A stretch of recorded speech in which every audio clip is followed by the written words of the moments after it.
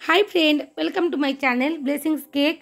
शिक्षक दिवस तो सामने चले एलो 5 सेप्टेम्बर और शिक्षक मशाई के गुरु प्रणाम देवार जोन्नो एकटा तो केक आमरा बानातेई पारी और केकेर ऊपर एरकम धरनेर जोदि फन्डेंटेर टपार बानिये आमरा डेकोरेशन करी केकटा खूबই सुंदर देखाबे।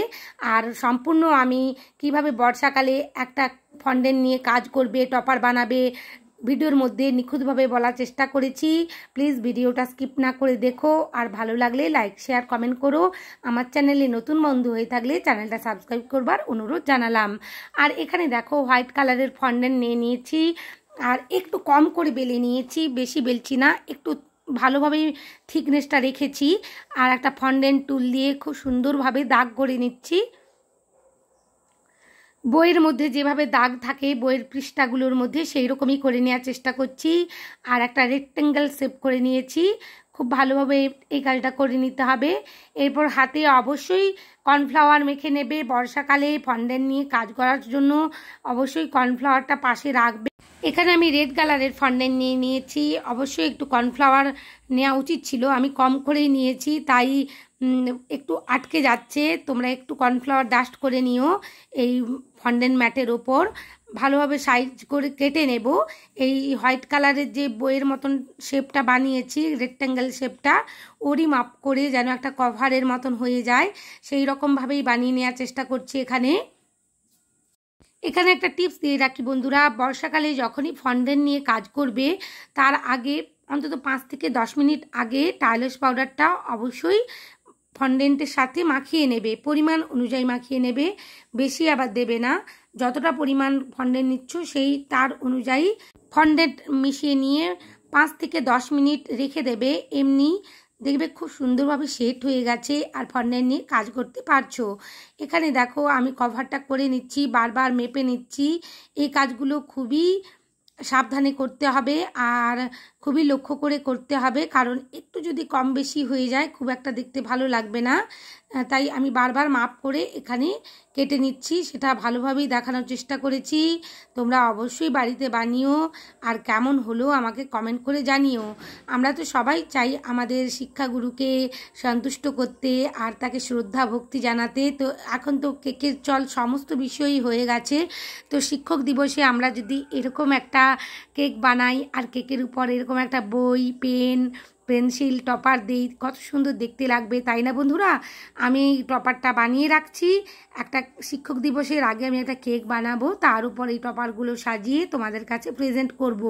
ধীরে ধীরে আমি একটু সাইজ করে নিচ্ছি। বইয়ের যে পৃষ্ঠাগুলো হয়ে থাকে আঁকা বাঁকো মতন সেই রকমই করে নিচ্ছি।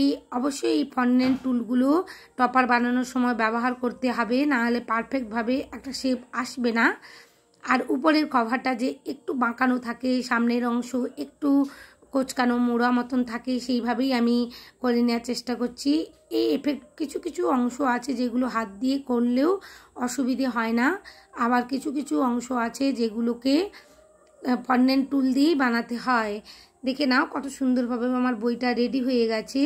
এগুলো আমি এমনি এয়ারটাইট বক্সের মধ্যেই রেখে দেব।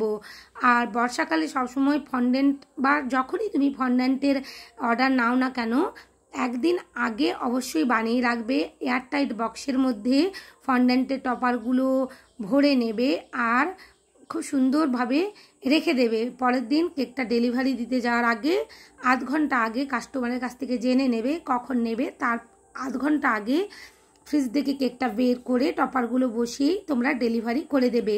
আর আগে থেকে কখনোই ফন্ডেন্টের টপারগুলো বসিয়ে ফ্রিজের মধ্যে রাখবে না, তা না হলে ফ্রিজ থেকে যখনই কেকটা বের করবে ফন্ডেন্টের টপারগুলো গলতে থাকবে আর একেবারে কেকটাকে নষ্ট করে দেবে।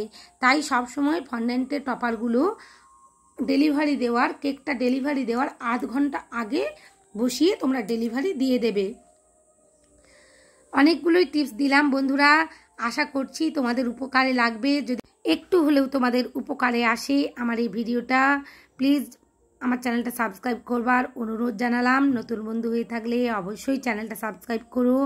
আরও নিত্য নতুন ভিডিও আনবো আমি, সেগুলো থেকে আশা রাখছি উপকৃত হবে তোমরা।